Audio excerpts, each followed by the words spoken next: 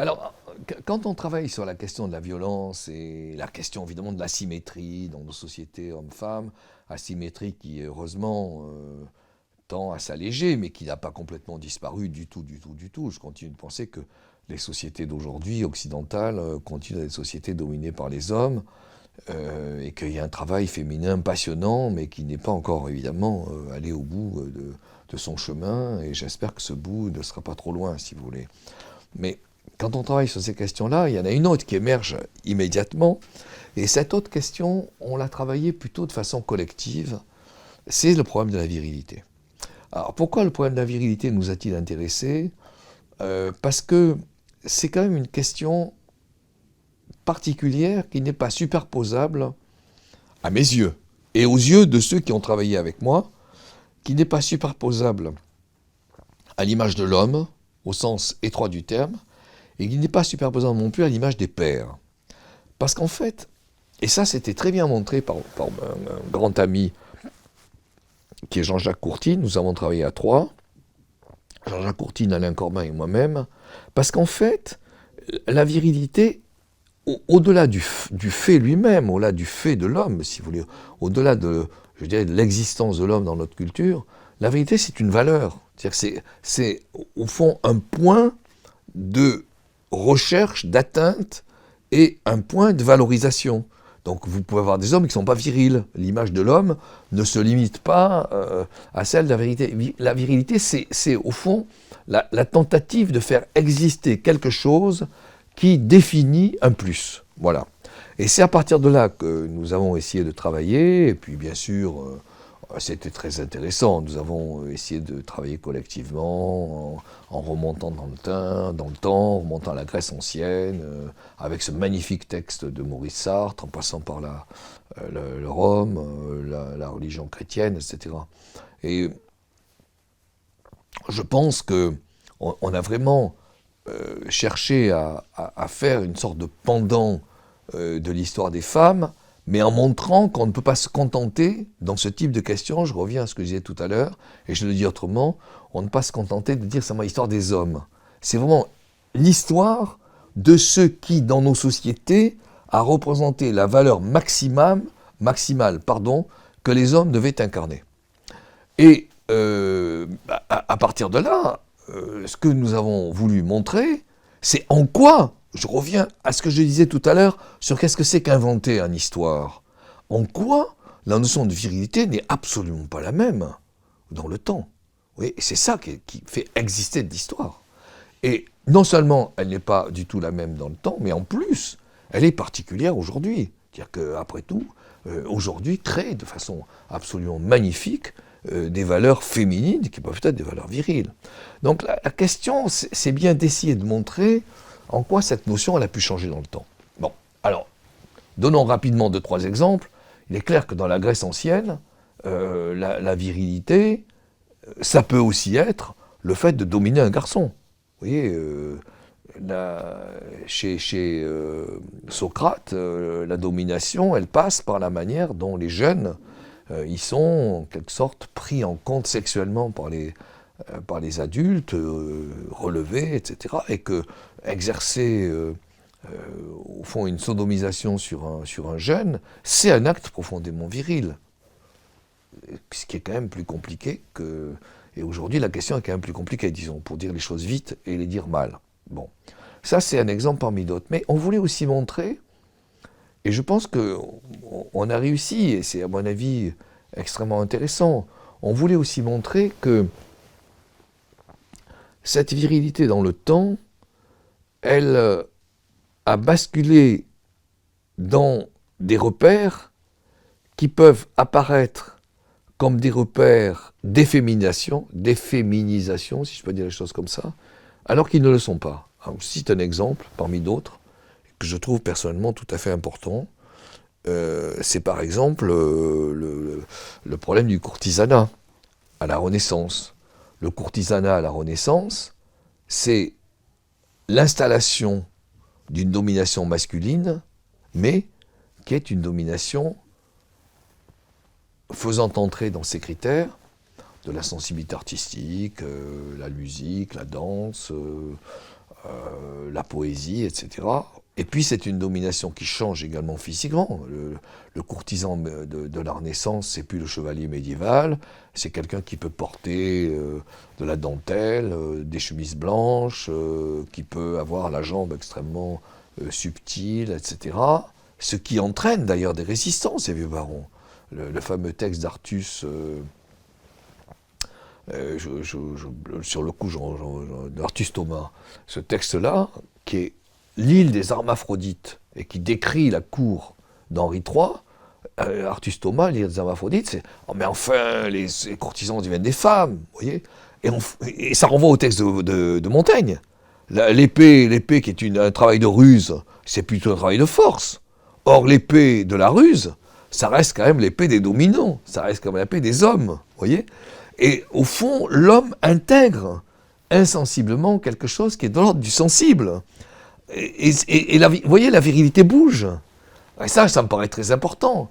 De même, si on continue de travailler dans le temps, il y a une virilité qui se met à être contestée, c'est la virilité des pères.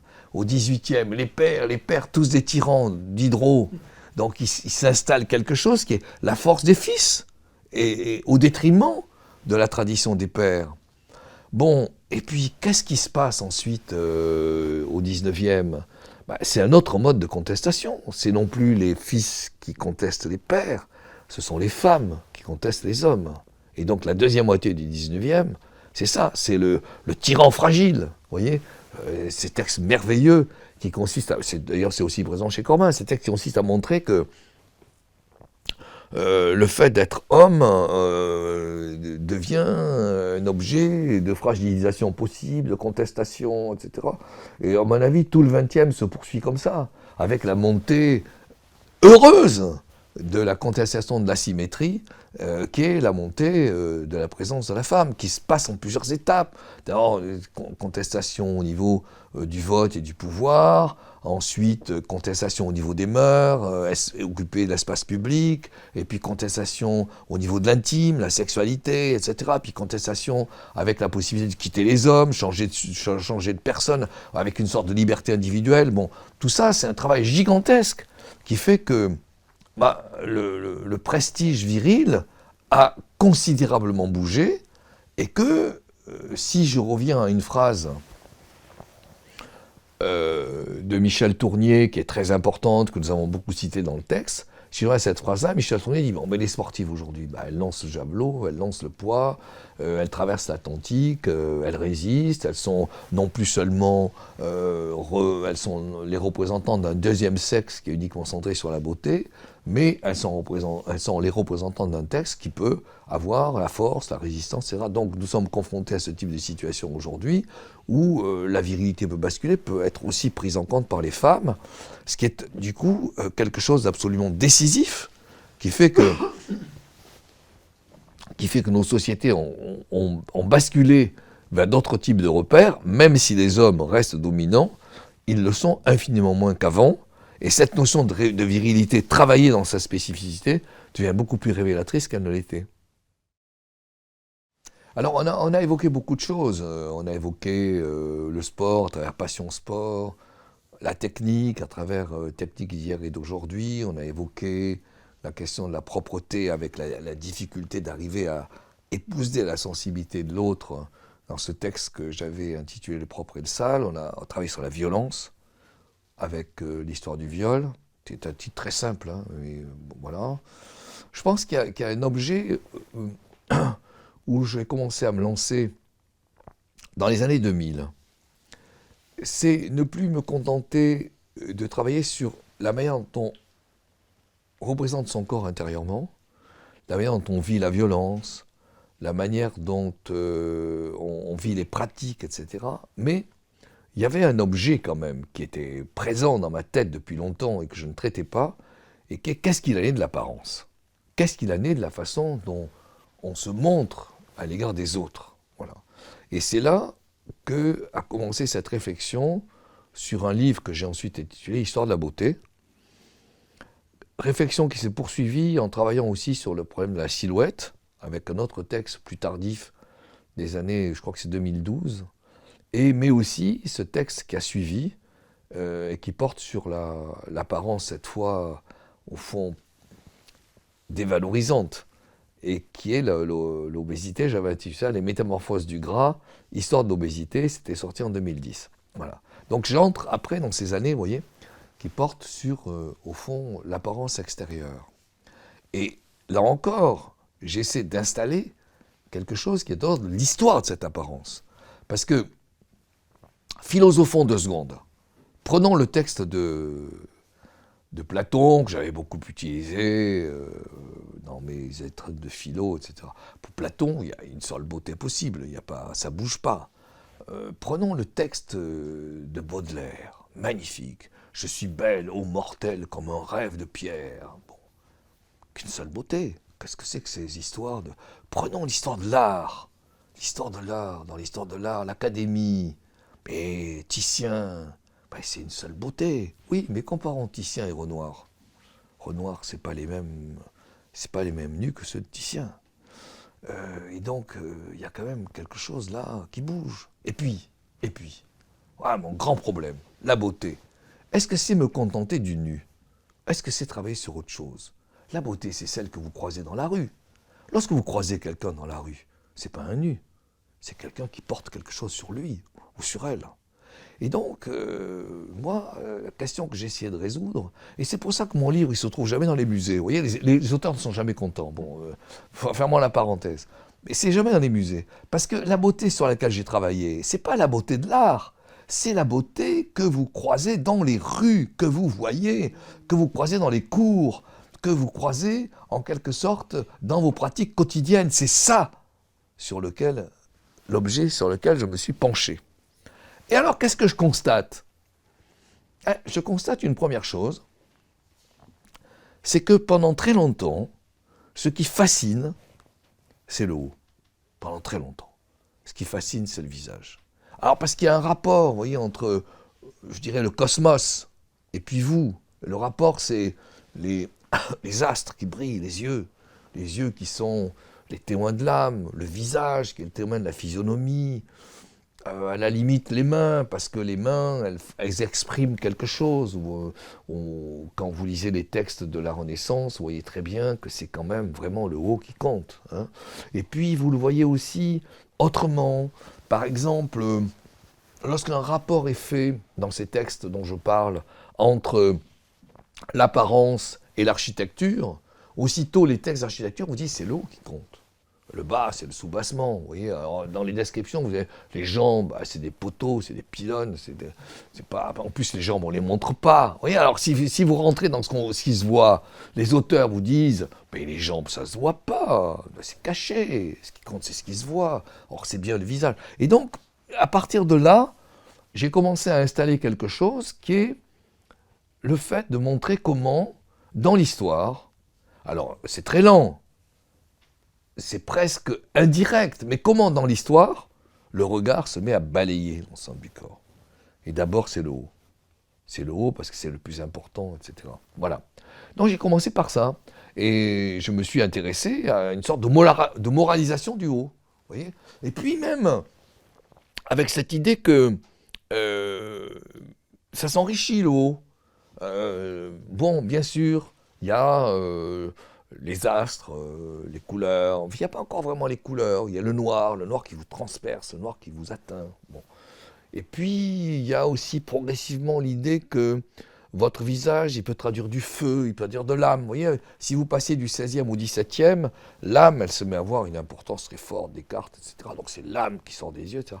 Mais restons un instant là-dessus. Et qu'est-ce qu'on voit? On voit quand même que cette beauté, elle est considérée comme relativement unique, effectivement. Et comme relativement, comment vous dire, elle n'est pas encore personnalisée. La beauté, elle répond à des critères qui sont des critères collectifs. C'est-à-dire, il faut que l'œil soit fort, il faut que l'œil vous atteigne, il faut que votre visage soit blanc chez les femmes. Vous voyez, un petit peu de rouge, mais du blanc surtout. Et puis, c'est une idée, c'est une beauté. Alors ça, on est dans la tradition, qui à mon sens est très importante, que vous ne pouvez pas discuter.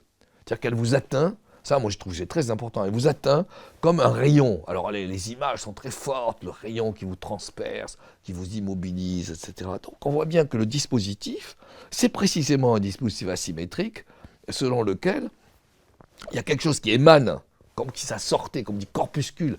Alors, parfois, il y a même des images de corpuscules qui vous atteignent vous-même, vous voyez, qui vous transpercent en quelque sorte, qui vous obligent. Vous ne pouvez pas discuter la beauté à laquelle vous êtes confronté. Je trouve ça magnifique dans les périodes anciennes, Renaissance, etc.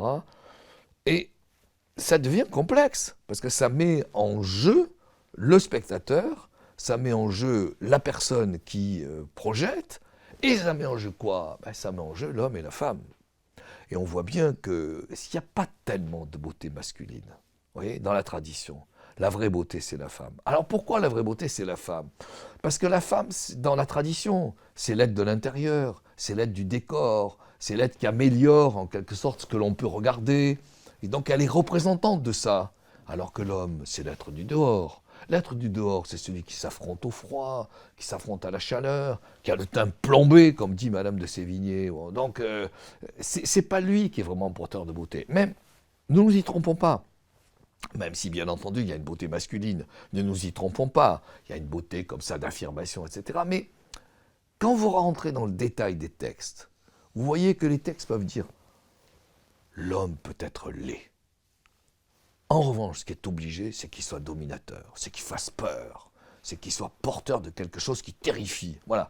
Et c'est là que vous êtes vraiment dans une société où la différence homme-femme montre bien que d'un côté, il y a la forme et la force, l'affirmation, voire la terreur, et d'un autre côté, il y a la domination, le jeu qui consiste à restituer quand même de l'esthétique et de la valeur, c'est pas du tout dévalorisé, de la valeur, mais vous voyez, c'est complexe par rapport au fond aux valeurs dominantes, c'est très curieux, parce que la beauté, c'est l'objet d'une fascination, et en même temps, comme la femme est dominée, ça rend la situation extraordinairement complexe. Voilà.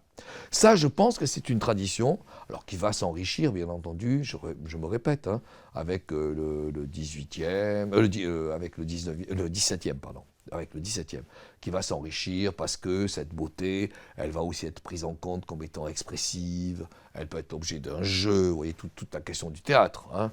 Madame de Sévigné qui dit, la chambellée, quand je la regarde, elle n'est pas belle. Mais lorsqu'elle se met à exprimer, à agir, vous voyez, le rôle de l'âme, quand elle se met à exprimer, elle est magnifique et elle est absolument souveraine. Bon, donc ça s'enrichit, le dispositif dont je parle. Et puis, qu'est-ce qui se passe au 18e? Lorsque vous entrez dans une situation où... Alors ça, c'est, à mon avis, nous sommes les enfants du 18e. Je le dis toujours, nous sommes les enfants des Lumières. Lorsque vous entrez dans une société qui commence à dire l'individu est plus important qu'on ne le croit. Et la sensibilité individuelle est plus importante qu'on ne le croit. Lorsque vous passez, je le dis toujours cela, de formules qui sont « je pense donc je suis », à des formules qui sont « je sens donc je suis », ça c'est la grande formule empiriste de la deuxième moitié du 18e, vous commencez à prendre en compte quelque chose qui est l'ordre de la manière dont vous éprouvez. Et du coup, vous sortez du schéma de la Renaissance où l'individu subit la beauté venue de l'autre, mais où il participe. Et dans une certaine mesure, il peut choisir, vous voyez. Premièrement. Deuxièmement, fondamental. Deuxièmement, ce que vous exprimez, ce n'est pas forcément du standard. Ça peut être précisément du sujet que vous exprimez. Et donc là, insensiblement, vous changez d'horizon. Il y a un exemple majeur. Et c'est là encore que Rousseau est important. Vous voyez, Rousseau, il est important pour la question de l'enfance. Il est important pour ce que je disais concernant la posture, le redressement, etc. Mais il est important aussi pour la question esthétique. Il y a un épisode majeur dans Julie, dans les lettres Julie, Emmanuel et Louise. et les lettres. Cet exemple majeur, c'est le suivant. Vous avez Saint-Preux, qui est l'amoureux de Julie. Il ne peut pas se marier avec Julie, parce que dans la société du XVIIIe, les familles restent des familles imposées par l'autorité. Donc Julie se marie avec M. de Volmar, bourgeois, mais elle continue d'échanger avec Saint-Preux. Et Saint-Preux lui demande, tu devrais... C'est un peu long, mais c'est fondamental pour comprendre les nouveaux dispositifs de l'esthétique. Saint-Preux lui demande, écoute, tu pourrais m'envoyer ton portrait, comme ça, tu m'accompagnerais, je serai toujours avec toi, etc. Alors, Julie fait exécuter le portrait par je ne sais quel peintre, et elle l'envoie à Saint-Preux. Lequel réagit. Alors ça, c'est extraordinaire. Il réagit en disant, premièrement, bien sûr, bon, ton portrait, c'est toi, mais bon, il n'y a pas la vie, il manque quelque chose, c'est dommage, bon, mais c'est comme ça. En revanche, je trouve que le peintre t'a trahi. Parce que le peintre, il reste sur une image académique de la beauté. C'est-à-dire qu'il a arrondi ton menton, qui n'est pas totalement rond comme le peintre le montre. Il a oublié la petite cicatrice au-dessus de la lèvre. Il a oublié le grain de beauté. Il a essayé, en quelque sorte, de te faire entrer dans du standard. Or, troisièmement, toi, tu n'es pas du standard. Et je t'aime parce que c'est toi. Autrement dit, on voit émerger une beauté qui n'avait jamais été acceptée jusque-là et qui est une beauté exclusivement individuelle. Et à ce moment-là, vous voyez aussi au XVIIIe quelque chose de totalement nouveau, c'est-à-dire non plus le standard du phare, mais le choix des phares. Et les ventes qui sont, vous pouvez choisir, vous avez 10 couleurs possibles. Oui, vous avez la possibilité de vous exprimer avec votre propre personne. Donc on voit un double gain. Le premier gain, c'est l'affirmation individuelle d'une beauté, et le deuxième gain, c'est celui du spectateur, qui se met, homme sensible, à pouvoir, phrase magnifique de Michel Delon dans Notre histoire des émotions, qui introduit le 3e volume par l'homme sensible, qui se met au contraire à exprimer ce qu'il préfère. Et donc là, vous entrez dans quelque chose qui va traverser le 19e, et qui est tout à fait passionnant, si vous voulez, parce que le 19e va contester difficilement le standard, mais il va le contester. Avec en particulier je dirais, ces modes de référence de Madame de Girardin dans une revue qui s'appelle La Mode. Madame de Girardin, dans les années 40, qui est la femme d'ailleurs du directeur de la revue, dans les années 40 du 19e, a commencé à dire il y a deux beautés. Il y a une beauté sociale et il y a une beauté naturelle. Bon, la beauté naturelle, c'est celle qui nous est en quelque sorte imposée par le geste divin, pour dire les choses vite, mais la beauté sociale, c'est celle que nous construisons. C'est celle que nous adaptons au social. Et la beauté sociale, elle devient plus importante que la beauté naturelle aujourd'hui. Puis vous avez le texte de Baudelaire. Baudelaire qui va dire, mais regardez, la beauté, c'est affirmer artistiquement sa propre personne. On va la grimer, on va mettre du noir autour des yeux, on va s'habiller d'une manière particulière, etc. Et donc, c'est l'affirmation individuelle. Mais je n'ai pas du tout terminé quand j'ai dit ça. Parce qu'il y a une chose dont je ne parle pas. Quand je vous dis qu'il y a un voyage sur le corps, il y a un voyage sur le corps. Autrement dit, jusqu'ici je parle du visage. Mais insensiblement, avec le 18e et surtout avec le 19e, c'est le corps qui va commencer à exister dans la nature, dans la culture, dans la ville. C'est le corps. Révolution française, ce qui m'a permis de travailler sur la silhouette. Révolution française. La beauté, restons sur la femme un instant. La beauté qui traditionnellement est une beauté qui efface le bas. La jambe, c'est des poteaux, ça sert à rien, etc. Très bien. Qui part à l'horizontale. C'est une beauté qui va commencer à affirmer l'ensemble du corps, de la silhouette, avec les hanches, etc. Qui va tomber, qui va se libérer.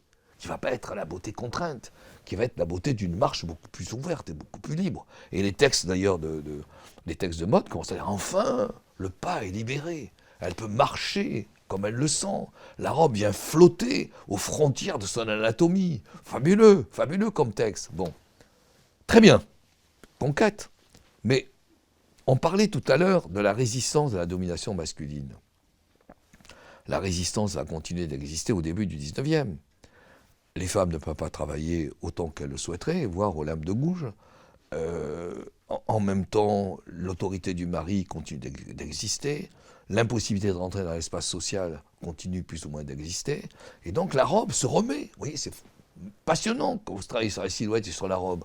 La robe se remet à prendre de l'ampleur en bas, masquant le bas, évitant l'image de la hanche et des lombes, et en même temps restitue le corset. Vous voyez, le début du 19e, c'est ça. Voir ces textes très beaux d'ailleurs de Balzac qui montrent que le corset peut s'adapter, peut commencer à être plus souple, il commence à tenir davantage en compte des profils individuels, etc. Mais c'est la tradition qui revient.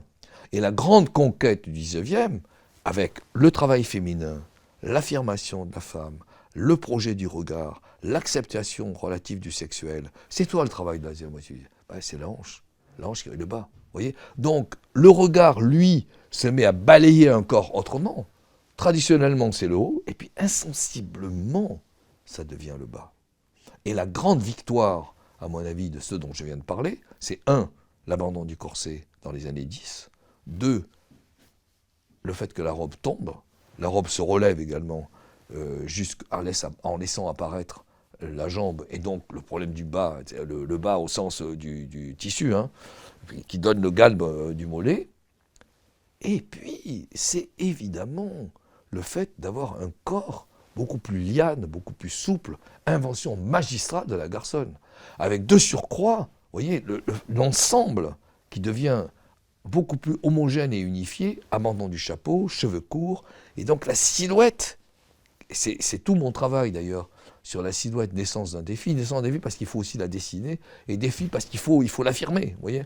Et donc c'est tout mon travail sur la silhouette, mais c'était présent dans l'histoire de la beauté, c'est le corps qui s'unifie pour devenir une liane.